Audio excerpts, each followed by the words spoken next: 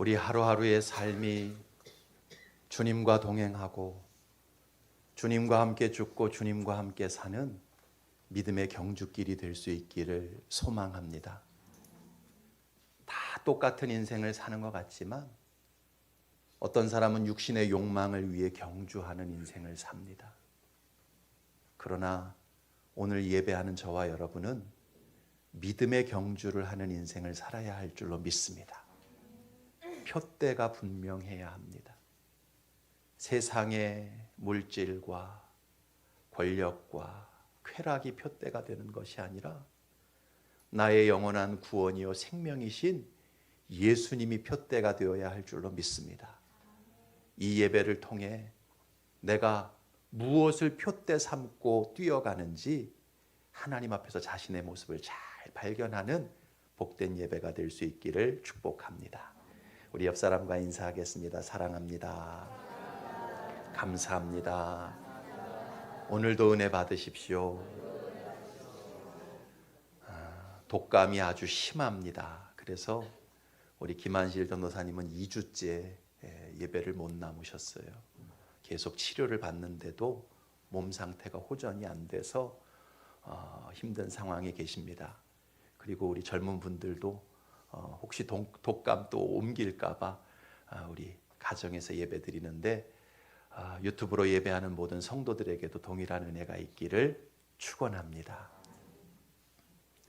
여러분, 자동차가 잘 굴러가려면 그 자동차 안에 있는 여러 가지 부품과 기관들이 잘 작동하고 조화롭게 움직여야만 이 자동차 한 대가 잘 굴러갑니다.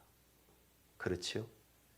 엔진도 힘있게 작동을 하고 브레이크도 밟으면 밟는 대로 말을 잘 듣고 핸들도 꺾으면 꺾는 대로 잘 조정이 되어야만 이 자동차라는 것도 원만하게 유용하게 사용할 수 있는 것입니다.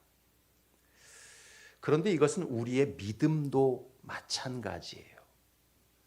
여러분, 믿음이라는 게 뭡니까? 믿음, 참 추상적인 개념 아닙니까? 믿음이라는 게 그냥 내 입술로 나 믿습니다, 이 말 한마디면 다 설명이 되고 다 작동이 되는 게 과연 믿음입니까? 그렇지 않아요.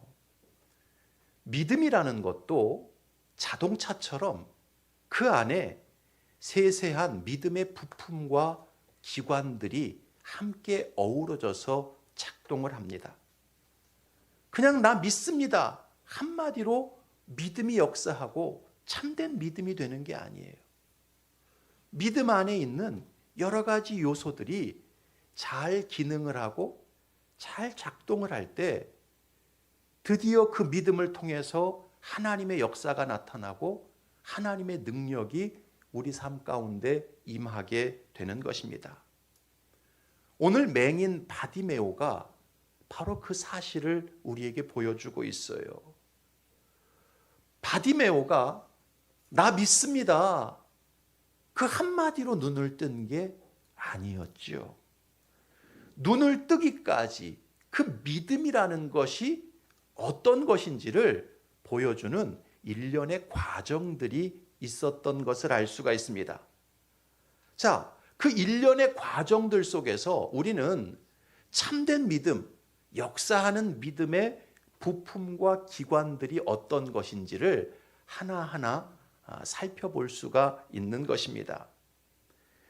바디메오 안에 있었던 그 참된 믿음, 역사하는 믿음을 이루는 여러 요소들이 어우러졌을 때 예수님께서 가라, 내 믿음이 너를 구원하였느니라 라고 말씀하셨던 것입니다. 이처럼 역사하는 믿음, 참된 믿음이라는 것은 자동차처럼 그 속에 우리가 눈으로 볼 때는 자동차 한 대로 보이지만 그 속에 여러 가지 기관들이 있고 부품들이 있고 요소들이 있는 것입니다. 여러분, 그냥 나 교회 출석합니다, 교회에서 예배 잘 드리고 교회에서 이런저런 직분 가지고 봉사 많이 합니다. 그것만 가지고 우리의 믿음을 설명할 수가 없어요. 성경에서 말하는 믿음이 무엇인지, 참된 믿음이 무엇인지 그 부품과 기관들 하나하나가 우리에게 있어야 하고 그것들이 우리의 삶을 통해서 잘 기능하고 작동해야 합니다. 지난주에 우리가 오직 성경이라는 주제로 말씀을 들었습니다. 오늘과 다음 주는 오직 믿음이라는 주제로 말씀을 들을 것인데 그 믿음이라는 것이 과연 어떤 것이냐? 참된 믿음, 역사하는 믿음 속에는 어떤 구체적인 삶의 내용들이 있어야 하느냐? 이번 주와 다음 주에 걸쳐 바디메오의 모습을 통해서 살펴보고자 합니다. 첫 번째로 참된 믿음, 역사하는 믿음이란 무엇이냐? 따라합시다. 은혜의 기회를 붙잡는 것이다. 여러분, 믿음이란 다른 게 아니에요. 하나님을 만날 수 있는 기회, 할렐루야. 하나님의 은혜를 내가 받을 수 있는 그 기회를 다른 그 어떤 것보다 소중하게 여기고 그것을 붙잡는 것이 참된 믿음이고 진짜 역사하는 믿음인 거예요. 오늘 본문 46절과 47절 같이 한번 읽어봅시다. 시작. 그들이 여리고에 이르렀더니 예수께서 제자들과 허다한 무리와 함께 여리고에서 나가실 때에 디메오의 아들인 맹인 거지 바디메오가 길가에 앉았다가 나사렛 예수시란 말을 듣고 소리질러 이르되 다윗의 자손 예수여 나를 불쌍히 여기소서 하거늘. 복음서를 읽어보면 예수님은 공생의 기간에 크게 세 가지 사역을 하셨지요.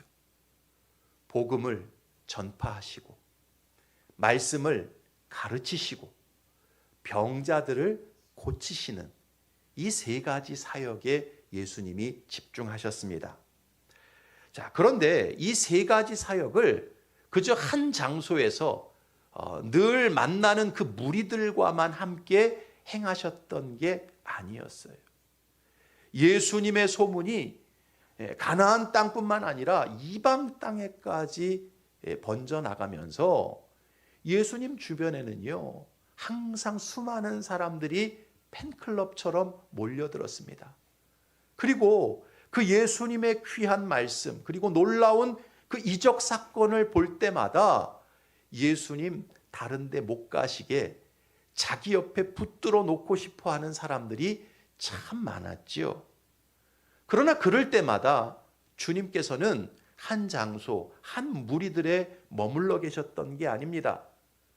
그들을 물리치시고 늘 다른 곳으로 가셔서 복음을 전하시고 말씀을 전하시고 병자들을 가르치셨어요. 마가복음 1장 38절 이하 같이 읽어봅시다. 시작. 이르시되 우리가 다른 가까운 마을들로 가자. 거기서도 전도하리니 내가 이를 위하여 왔노라 하시고 이에 온 갈릴리에 다니시며 그들의 여러 회당에서 전도하시고 또 귀신들을 내쫓으시더라. 주님은 끊임없이 이동하셨습니다. 한 장소에 머물러 계시지 않고 수많은 동네와 마을을 돌아다니면서 천국 복음을 전파하셨지요. 그러다 보니까 예수님을 만난다는 게 그렇게 쉬운 일이 아니었어요. 요즘이야 핸드폰만 있으면 위치 추적이 다 되잖아요. 어떤 분은 자기 남편 위치가 어디에 있는지 항상 핸드폰으로 확인하는 분들도 계세요. 요즘은요, 통화만 하면 뭐 어디에 누가 있다 다 금방 알 수 있어요. 그러나 2000년 전 예수님이 지상을 사실 때는 그렇지 않았잖아요. 예수님이 동해 본 적 서해 본 적인 거예요. 그래서 당시의 헤롯 왕조차도 예수님을 한번 만나봤으면 하는 마음이 있었지만 예수님을 만나지 못합니다. 그러다가 언제 예수님을 만나요? 예수님 마지막 십자가 지시기 전에 그때 비로소 헤롯도 예수님의 얼굴을 한번 만나요. 누가복음 23장 6절 같이 한번 읽어봅시다. 시작. 빌라도가 듣고 그가 갈릴리 사람이냐 물어 헤롯의 관원에 속한 줄을 알고 헤롯에게 보내니 그때의 헤롯이 예루살렘에 있더라. 헤롯이 예수를 보고 매우 기뻐하니 이는 그의 소문을 들었으므로 보고자 한지 오래였고 또한 무엇이나 이적 행하심을 볼까 바랐던 연고로라. 당시 왕이었던 분봉 왕이었던 헤롯도 예수님을 한번 봤으면 하는 기대가 많았어요. 그러나 그 기회가 주어지지 않았죠. 그러다가 예수님 십자가 사형 판결을 받을 때 그때 비로소 예수님의 얼굴을 한번 보게 됩니다. 여러분, 헤롯 왕도 예수님 한번 만나는 게 쉽지 않았어요. 그렇다면 당시 맹인 거지였던 바디메오가 예수님을 만난다는 게 늘 주어지는 아주 쉬운 기회였겠습니까? 건강한 사람도요, 예수님 소문 듣고 와보면 예수님 딴 데 가 계셨고, 또 그 주님 저기 가셨다 그래서 따라가 보면 또 그새 어디로 가버리시고, 예수님을 만나는 게 도무지 쉽지 않은 상황이었어요. 자, 그런데 어느 날 이 맹인거지 바디메오가 여리고에서 그날도 구걸을 하고 있는데 사람들이 웅성웅성 떠들썩한 소리가 들립니다. 이게 무슨 일이냐고 물어봤더니 나사렛 예수라는 분이 지금 여기를 지나간다는 소식을 듣게 된 거예요. 여러분, 맹인거지 바디메오 입장에서는요, 이런 기회는 두 번 다시 오지 않는 기회였습니다. 그래서 바디메오는요, 그 기회를 절대 놓치지 않아요. 예수님이 지나가신다는 말을 듣고요, 다윗의 자손 예수여 나를 불쌍히 여기소서 소리를 지릅니다.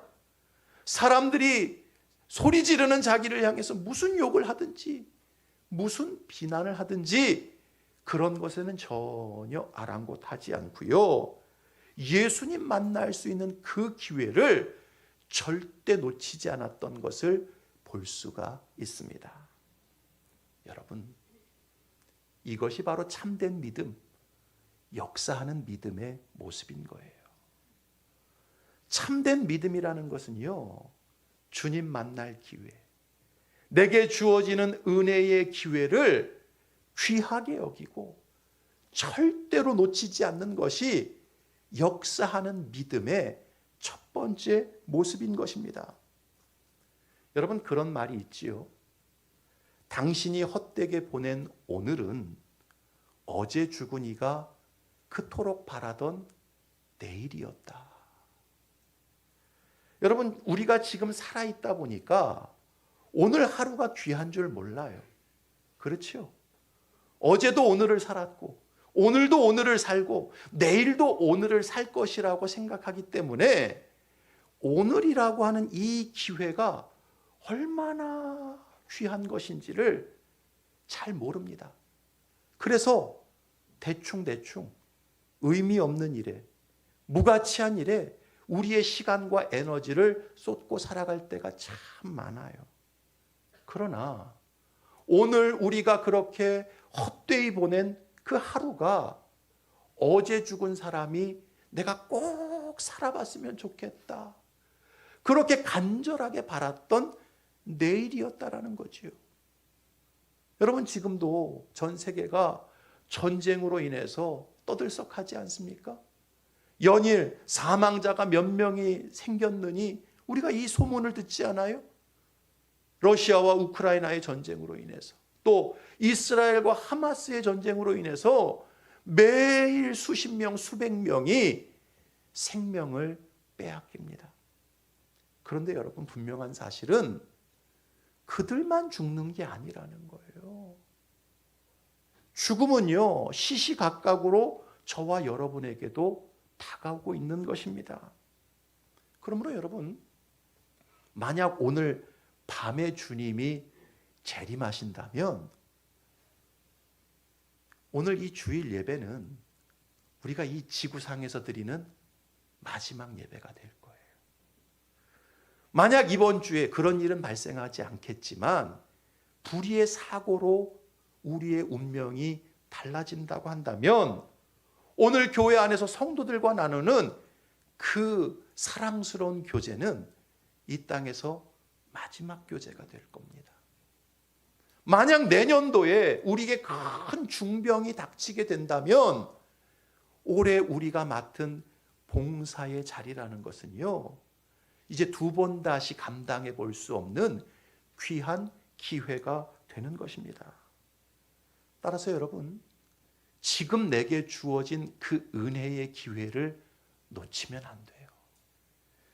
매주일 드리는 예배니까 이번 주 한번 빠져도 되겠지, 그렇게 쉽게 빠지면 안 돼요. 내가 언제든지 가면 내가 봉사할 수 있는 자리는 준비되어 있겠지, 그렇지 않아요. 여러분, 내 인생에 예기치 않은 사고, 예기치 않은 질병이 들게 되면요, 내가 억만금을 주고 봉사를 하고 싶어도 그 기회가 오지 않는 것이 우리의 인생인 것입니다. 여러분, 그러므로 내가 주님을 예배할 수 있는 이 시간, 주님을 섬길 수 있는 이 기회, 그리고 성도들과 함께 나눌 수 있는 이 교제의 순간들 귀하게 여겨야 합니다. 할렐루야. 그것을 사모하고 붙잡을 수 있어야 돼요. 그 은혜의 기회를 붙잡는 사람만이 하나님의 은혜를 체험하고 하나님의 능력과 역사를 경험하게 되는 거예요. 에이, 언제든지 또 가서 예배 드릴 수 있고, 언제든지 가서 내가 봉사할 수 있고, 언제든지 성도들과 교제할 수 있지. 하나님께서 나에게 베풀어 주시는 그 은혜의 기회를 우스운 것으로 생각하면 안 됩니다. 저기 영락교회에 시무 장로님 중에 김경호 장로님이라는 분이 계세요. 이분은 제가 영락교회에서 전임 사역을 할 때 제가 맡은 교구에서 서리 집사로 봉사하셨던 분이었습니다. 그러니까 20년 전에는 서리 집사님이셨는데 지금은 그 교회 장로가 되셨어요. 그분이 제가 20년 전에 그 교회를 섬길 때 정말 날라리 집사였습니다. 술 좋아하고 담배 그냥 어디서 가든지 그냥 숨어서 피시고, 주일날도 예배 드리러 오면 옆자리에 앉으면 술 냄새가 풀풀 날 정도로 전형적인 썬데이 크리스찬이었어요. 그 어머니는 아주 신실한 권사님이셨는데 아들은 신앙에 있어서 그 나이가 되도록 50대 초반 나이가 되도록 망나니 같은 신앙생활을 했지요. 그런데요, 그 어머니 덕에 또 믿음 좋은 아내를 만났습니다. 그 집사님의 부인은 아주 기도 열심히 하고 교회 봉사 참 잘하는 그런 권사님이셨어요. 이 남편의 변화를 위해 늘 기도하고 하나님의 은혜를 구했지요. 그러다가 이 권사님과 집사님이 결혼 20주년이 되어서 20주년이 됐으니까 뭔가 좀 특별한 선물을 해줘야 되잖아요, 남편 입장에서. 그때 이 권사님이 그 남편 집사님에게 나는 특별한 선물 하나도 필요 없다. 내가 지금 이 나이에 뭐가 필요하겠냐. 결혼 20주년 선물로 내가 바라는 거 딱 한 가지가 있다. 그게 뭐냐 그랬더니 이번 여름 8월에 교회에서 진행하는 성경 통독 한 주간 나하고 한 번만 꼭 들어가 달라. 그게 내가 바라는 결혼 20주년 선물이다. 그렇게 말을 한 거예요. 그 집사님이 당시 서울 시내에 약국 2개를 크게 운영을 하고 있었어요. 그러니까 먹고 사는데 전혀 문제가 없지요. 돈이 많은 분이에요. 그냥 대충 명품 시계나 명품 반지나 하나 사서 20주년을 때우려고 그랬는데 이게 완전히 딱 물려버린 거죠. 여러분, 늘 술 좋아하고 세상 친구 좋아하던 사람이 일주일 성경 통독 들어가는 게 쉽겠어요? 안 쉽겠어요? 이게 절대 쉽지가 않죠. 근데 부인이 다른 선물은 원하지 않는다는 거예요. 그냥 자기와 함께 여름에 하는 그 성경 통독 프로그램 한 번만 좀 들어가 달라고 그렇게 애원을 하니 결국 이 집사님이 들어가게 되었어요. 8월에 한 주간 아침 7시부터 저녁 9시까지 월요일부터 토요일까지 꼬박 앉아서 성경을 읽는 겁니다.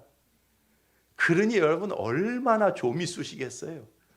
얼마나 몸이 그냥 막 힘들겠습니까? 그리고 그 담배 태우시는 분들은 한 1시간, 2시간 일하고 나면 뭔 생각나요? 밖에 나가서 한 대 빨아야 되잖아요. 근데 그걸 못하는 거죠. 그러니까 아주 일주일이 죽겠는 거예요. 월요일, 화요일, 수요일 견딥니다. 이를 악물고 성경을 읽어요. 그렇게 해서 이분이 결국 토요일까지 성경 통독을 마무리하게 됩니다. 성경 통독을 마무리하고요. 딱 돌아가는 길에 제일 먼저 뭘 찾았겠어요? 담배를 딱 꺼내서 한 모금 쫙 빨았는데요. 순간 핑 돌면서 구역질이 나오는 거예요. 그리고 그 밤에 술 한 잔 마셨는데요. 너무 어지러워가지고 도무지 이 술이 받지를 않는 거죠. 이상하다. 다음에도 그 비슷한 증상이 계속 오는 거예요. 그러면서요, 그 집사님이 정말 기적처럼 성경 통독 한 주 하고서 술, 담배를 완전히 끊었어요. 그리고는 이상하게 점점 신앙적인 것에 관심이 생기기 시작을 하는 거예요. 예배 때마다 들려오는 하나님의 말씀이 자기에게 하는 말씀으로 꽂히기 시작을 하는 거예요. 그때부터 이 집사님이요, 술, 담배 다 끊고요, 세상 친구들 멀리하고 신앙생활에 집중을 합니다. 예배 때마다 나와서 은혜를 받고요, 집회 때마다 말씀 속에서 자신의 인생을 돌아봅니다. 그렇게 점점 세상에서 교회로 삶의 중심축이 바뀌어가는 거예요. 나중에는요, 이 집사님이 큰 은혜를 받아가지고요, 병원 2개를 다 정리하고 파키스탄으로 단기 선교를 다녀옵니다. 거기서 또 큰 은혜를 경험하고요, 이제는 부인 권사님과 함께 러시아 단기 선교를 갔다 와요. 이제는 완전히 예수 중심의 사람이 돼가지고요, 주님의 일을 위해서 그렇게 봉사하다 보니까 그 날라리 서리 집사가요, 영락교회에서 장로가 됐어요. 여러분, 영락교회에서 장로 되는 것은요, 세상에서 국회의원 되는 것보다 쉽지 않아요. 그렇게 하나님 사랑하고 섬기다 보니까 온 교우들이 그분을 인정을 했던 것입니다. 그 장로님은요, 부인 때문에 억지로 참여했던 그 한 번의 성경 통독 사경회에서 하나님을 만나는 거예요. 할렐루야. 여러분, 억지로라도 붙잡힌 그 기회 속에 하나님은 일하시는 거예요. 그러므로 우리가 언제나 은혜 받는 시간, 은혜 받는 기회를 사모해야 합니다. 할렐루야. 하나님이 언제, 어디서, 어떤 방식으로 우리에게 은혜 주실지 몰라요. 어떻게 우리를 만나 주실지 모릅니다. 하나님께서 주일 예배 때 우리를 만나 주실 수도 있고요, 오이코스 예배를 통해서 예기치 않은 은혜를 받게 하실 수도 있고요, 수요 기도회를 통해서 내 기도에 응답하시는 놀라운 체험을 할 수도 있는 거예요. 여러분, 그러므로 참된 믿음이란 하나님을 사모하면서 하나님 만날 은혜의 기회를 붙잡는 것입니다. 은혜의 기회가 늘 주어지는 게 아니에요. 부활하신 예수님께서 제자들에게 왔을 때 그 자리에 누가 없었어요? 도마. 그 그 한 사람이 없지 않습니까? 다른 제자들은 주님을 만나서 다 기쁨이 충만하고 믿음이 충만한데 도마만 빠지니까 내가 그 옆구리에 손가락을 넣어보고 그 못자국에 손을 찔러보기 전까지는 믿지 않겠노라. 그러지 않습니까? 하필이면 그 모임에 빠진 그 도마만이 주님을 체험하지 못했어요. 여러분, 여러분의 믿음이 진정 역사하는 믿음, 하나님 만나는 믿음이 될 수 있기를 소망하십니까? 그렇다면 은혜의 기회를 하찮게 여기지 마세요. 이번 주 예배 안 드리면 다음 주 가서 드리면 되지 뭐. 에휴, 이번 봉사 안 하면 딴 때 또 봉사할 기회가 주어지겠지 뭐. 아유, 이번이 아니면 언제고 또 오지 않겠어? 여러분, 성경을 읽어보면 그렇지 않습니다. 나는 밭을 사서 못 갑니다. 나는 소를 사서 못 갑니다. 나는 장가 들어서 못 갑니다. 임금의 초대에 여러 이유와 핑계로 참여하지 않았던 사람들이 결국 어떻게 됩니까? 누가복음 14장 23절 이하 같이 읽어보겠습니다. 시작. 주인이 종에게 이르되 길과 산울타리로 가로 나가서 사람을 강권하여 데려다가 내 집을 채우라.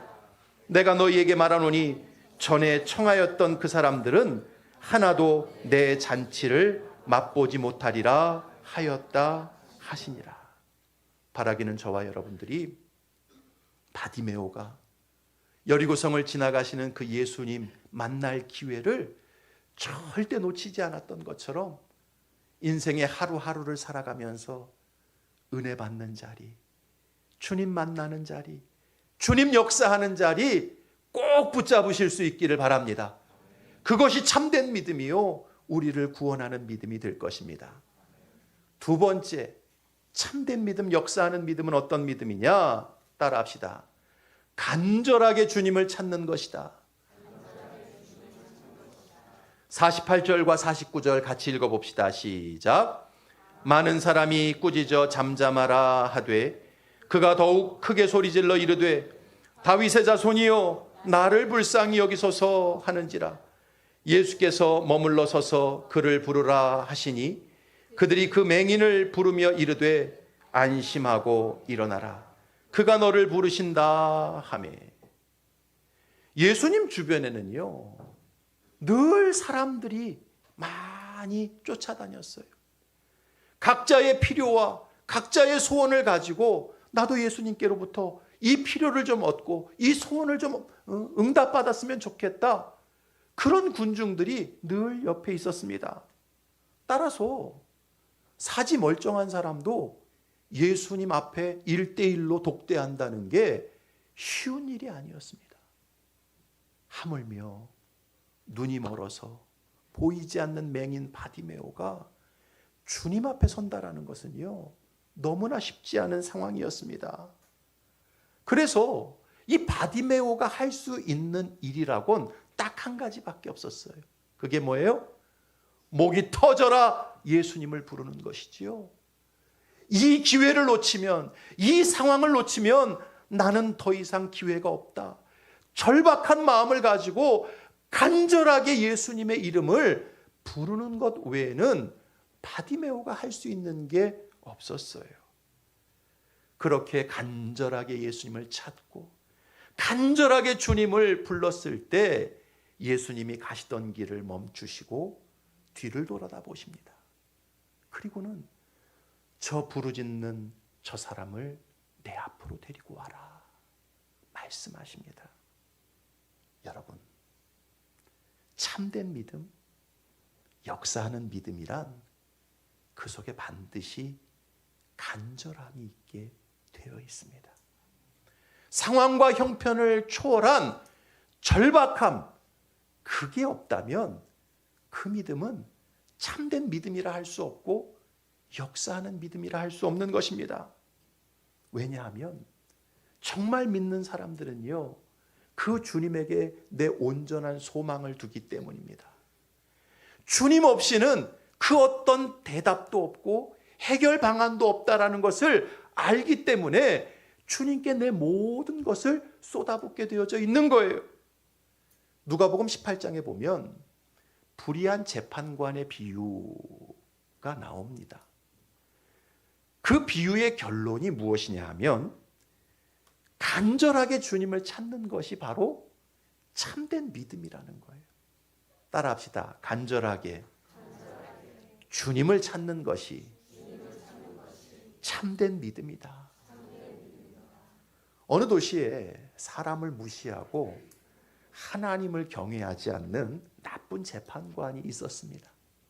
그런데 그 마을에 사는 어떤 과부가요, 매일 그 재판관을 찾아와서 나의 원한을 풀어달라고, 나의 원한을 풀어달라고 밤낮 호소를 합니다.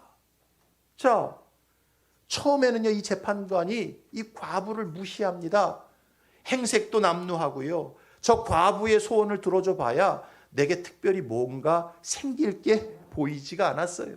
그래서 이 과부의 그 소원을 한 귀로 듣고 한 귀로 흘려버리는 것이지요.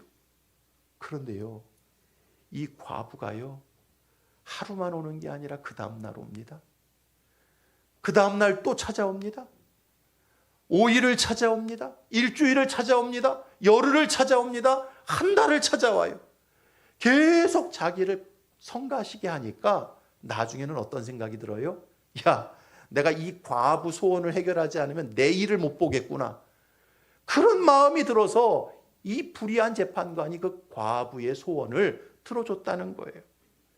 그리고 나서 주님이 뭐라고 말씀하십니까? 누가복음 18장 7절이야. 같이 읽어봅시다. 시작. 하물며 하나님께서 그 밤낮 부르짖는 택하신 자들의 원한을 풀어주지 아니하시겠느냐?